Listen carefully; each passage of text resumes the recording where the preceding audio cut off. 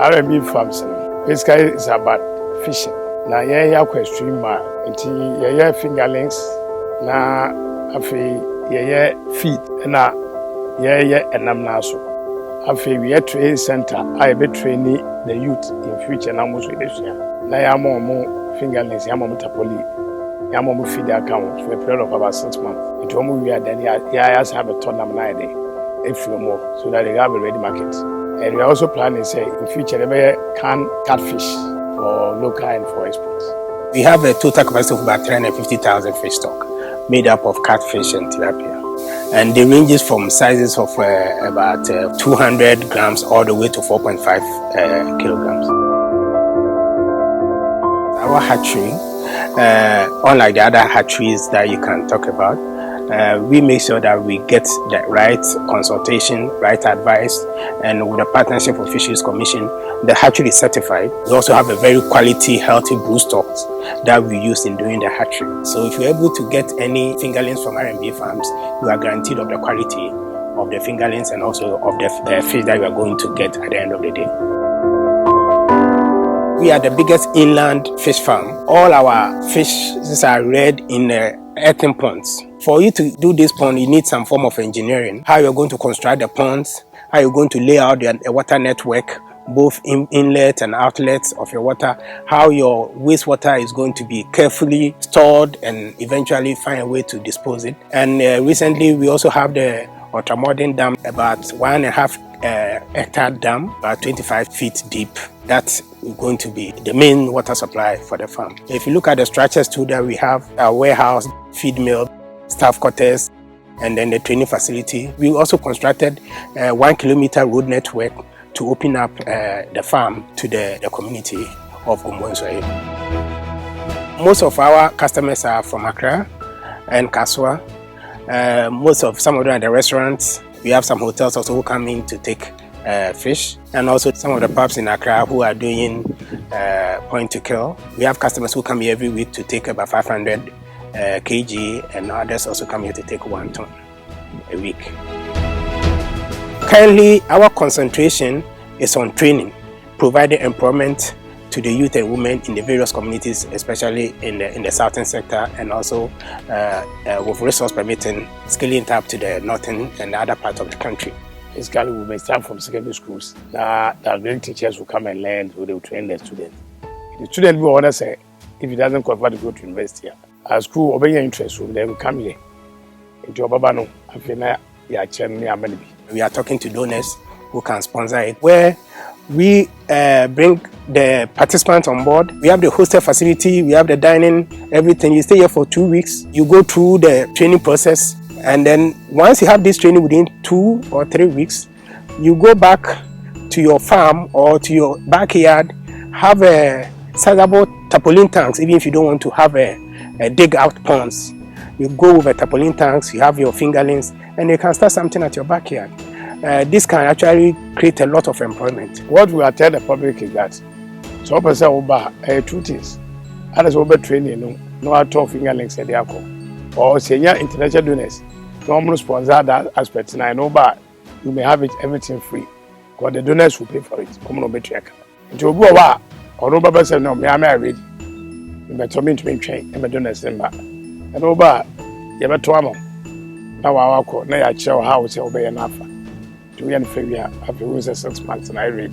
Fish farming is something that has integrated other linkages to employment. For instance, the wastewater that we get from the ponds can be used to raise vegetables. If you train 1 or 2 people, it's not only the fish that they're going to raise, they can use this water to also raise some vegetables at their backyard. If, for instance, you're a man, you come for this training, at the end of the day, you are not going to sell the fish. Your wife can smoke this fish to add value to it. So if you're, for instance, going to sell it at 15 cedis per kilo, if it is smoked, you're going to get double the price for that. So your wife too has gotten a job out of this. The long term, basically, a vision is to create jobs for the youth.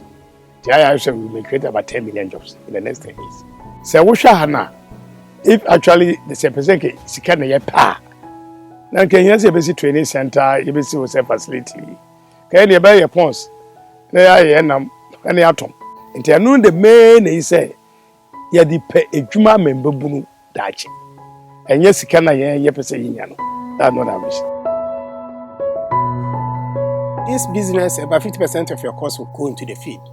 So we decided that why don't we come out to produce our own feed, of course, to reduce your production cost. That also enable you to sell it at a lower price as compared to the competition out there. You'll be able to have control over formulating your own feed, the quality that you are looking for. Our farm is purely organic. No additives, nothing, everything organic. So for you to ensure that, and also for future exports, as we are planning towards it, we want to have total control of the feed and everything that goes into the fish. The plan also we have is that as part of the marketing strategy is to now have the crates or the cartons of catfish. Now market women can come here and take their catfish in cartons and take it frozen to wherever they are to go and smoke it. Or the storage facility makes it easier to sort them out to various sizes and then make them cartons and make it available for the market. Actually, now, because we are still on the construction, the move is about 50% of what we want to. But even that, the workers come from outside, they have free accommodation. And then we'll be there, the social security and everything. If you go to the staff canteen, very beautiful staff canteen, the workers have a breakfast and lunch. There's a chef, a professional chef who prepares their meals. We have those who take off. People, some also come at night. We have a security assured. And then, of course, the salary, so far the industry is concerned, is unmatched. I feel more comfortable working here. No pressure. The management knows what you as a worker can do.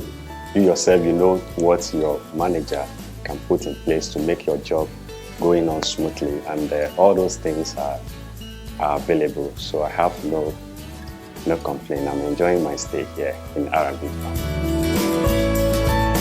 R&B Farm is the only fully integrated indigenous fish farm in Ghana. Fully integrated as from hatchery all the way to the end market. We even have plans in place that we have a fish village. And with the fish villages, the plan we have is that we are setting up the smokeless ovens and then have a wholesale facility for the market women. They come in here, weigh their stocks, stay a day or two, smoke it, and then package it and take it away. You can't get it in anywhere. We have a biosecurity process where we make sure that no bacteria is introduced into the farm. If you are coming in here, you go through screening and make sure that you disinfect your foot and your shoes and everything. These are the quality that we are sure that put us at par. And if you come here, it's fully integrated because you can get anything so far fish farming is concerned, from production to training to everything. Raising fish is just like any other food. You don't want to do it in any environment and then send it into the market.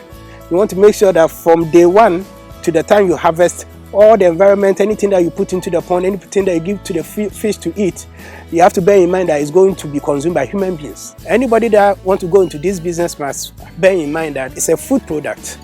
It's not like you are rearing anything in the bush and sending it into the market. You have to bear in mind that human beings are going to consume it. You have to take all the necessary precautions to make it very healthy, wholesome, and in a very quality manner.